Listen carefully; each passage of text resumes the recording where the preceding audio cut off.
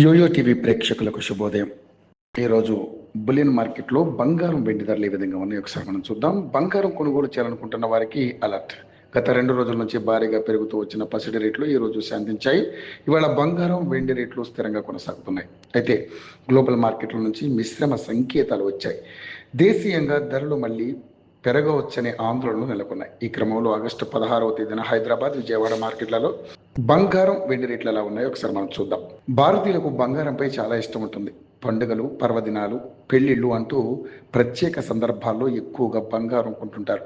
ప్రస్తుతం ఆషాఢ మాసం ముగిసి శ్రావణ మాసం ప్రారంభమైంది. దీంతో పెళ్లిళ్ళ సీజన్ వచ్చేసింది. ఇక బంగారం కొనుగోళ్లు భారీగా జరగనున్నాయి. ఇలాంటి సమయంలో బంగారం ధరలు భారీగా పెరగడం కొనుగోలుదారులకు ఆందోళన కలిగిస్తోంది. పశ్చిమాసియాలో ఉద్రిక్తతలు కొనసాగుతుండడం, ఉక్రెయిన్పై రష్యా భీకర దాడులు చేయడం, అమెరికా డాలర్ విలువ, ఫెడ్ వడ్డీ రేట్ల అంచనాలు వంటివి బంగారం ధరలను ప్రభావితం చేస్తున్నాయి.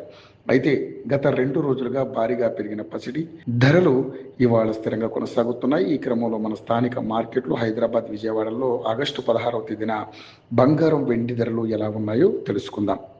హైదరాబాద్ మార్కెట్లో వరుసగా 2 రోజులు పెరిగిన బంగారం ధరలు ఇవాళ స్థిరంగా కొనసాగుతున్నాయి. 24 క్యారెట్ల 10 గ్రాముల బంగారం ధర 2 రోజుల్లో 1500 మేర పెరిగింది.